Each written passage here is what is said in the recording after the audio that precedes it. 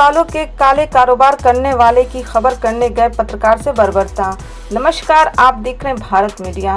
खबर बलिया जनपद से। एक तरफ पत्रकार धरने पर और दूसरी तरफ खनन माफियों की जनपद में चांदी। खनन माफियों का मनोबल बढ़ा। गंगा के डेंजर जोन से सफेद बालू निकाला जा रहा है। सैकड़ों ट्रक निकालकर गैर प्रांत बिहार के बक्सर भेजे जा रहे हैं। उनके ऐसे कृत्य को बच्चा बच्चा जान रहा है। बलिया का खनन विभाग, प्रशासन और थाना पुलिस मुखदर्शक बनी हुई है। जब एक रिपोर्टर को मिली गंगा के डेंजर जोन से खनन की सूचना मिलने पर पेपर लीक मामले में अपने साथियों की व्यस्तता देख अकेले ही पहुंचकर वीडियो बनाने लगे। हौसला बुलंद खनन माफियों ने रिपोर्टर मनोज राय पर एकाएक हमला कर दिया। मारपीट कर घायल ही नहीं बल्कि उनके पास से रुपए ले लेने के साथ दोनों मोबाइल को पटक कर तोड़ भी दिया। फिर आराम से चलते बने।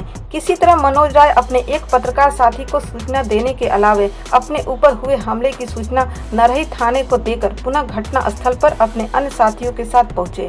फिर से वीडियो बनाया। 1 घंटे वहां खड़े रहने के बावजूद भी पुलिस नहीं पहुंची थी। यह घटना सुहाव ब्लॉक के सामने गंगा घाट की है। भारत मीडिया के लिए बलिया से RN रवि की रिपोर्ट। जी, अपना एक परिचय बताइए। मैं मनोज राय, न्यूज़ 1 इंडिया से मैं डिस्ट्रिक्ट रिपोर्टर हूँ। मुझे ये सूचना मिली थी कि सुहाव ब्लॉक के समीप गंगा के तट पर खनन माफियाओं के द्वारा खनन का कार्य तेज़ी पर किया जा रहा है, जबकि शासन से भी मांगा गया था कि बलिया में कहाँ कहाँ खनन हो रहा है। तो इस पर अब क्या यहाँ से रिपोर्ट गई ये तो नहीं बताया जा सकता है, लेकिन खनन माफियाओं में हलचल कुछ फैली थी और रातों रात खदानों से डंप किए हुए बालू को हटाया गया था। लेकिन जो यहाँ जब मैं आया तो मुझे लगा कि यहाँ भी रात में भी बालू हटाया गया है और यहाँ बालू निकालने का काम चल रहा है। यहाँ के जस्ट बगल में भी 60-70 ट्रक बालू पड़ी हुई है गंगा की रेती, जबकि इस तरह का कोई इनके पास प्रूफ नहीं है कि इनको बालू निकालने के अधिकार दिए गए हों। इसलिए मैंने बोर्ड का पिक्चर बनाने का प्रयास किया। जब बोर्ड का मैं पिक्चर बना रहा था तो यह माफिया अपने बच्चों के साथ 2 हट्टे-कट्टे पहलवान के साथ आया और मेरे मोबाइल को छीन लिया, जिसमें मैं वीडियो रिकॉर्ड कर रहा था। उसे तोड़ दिया, यहीं पर मौके पर तोड़ा। दूसरा मोबाइल भी तोड़ दिया मेरा। अब तो मैं कम्युनिकेशन विहीन हो गया। चश्मा तोड़ दिया, पॉकेट में विज्ञापन के कुछ पैसे थे उसको भी ले लिया और लेकर के चलते बने। मैं यहाँ से निकल करके और अपने SK न्यूज़ के रिपोर्टर शंकर सिंह के पास पहुँचा। उनसे मैंने ये कहा कि आप नरही थाने को सूचना करिए। उनके फ़ोन से मैंने नरही थाने पर SO मदन पटेल को ये सूचना दिया। सूचना देने के बाद पुनः हम लोग यहाँ आए हुए हैं।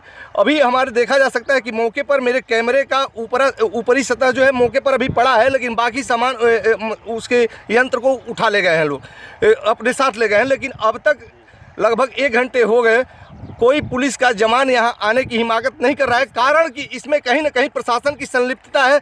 अपने बल पर इतना बड़ा व्यापक पैमाने पर कोई कार्य माफिया नहीं कर सकता है। किस थाने के अंतर्गत यह थाना क्षेत्र नरही है, डिस्ट्रिक्ट बलिया है और थाना क्षेत्र नरही पहले से ही एक तरह से संवेदनशील थाना कहा जाता है। पशु तस्करी, शराब तस्करी और खनन के मामले में यह प्रदेश का सर्वोपरि थाना रहा है।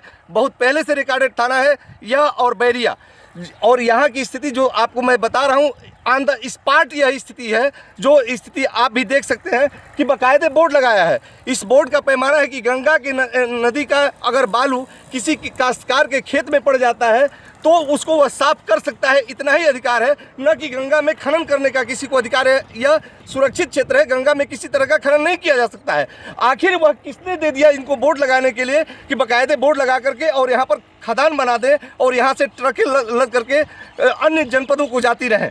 लेकिन अब तक न खनन विभाग इस पर संज्ञान ले रहा है और न ही यहाँ का जिला प्रशासन।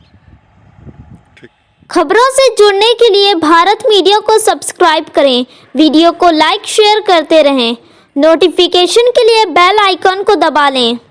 ऐसी ताज़ा खबरों के लिए बने रहें भारत मीडिया के साथ।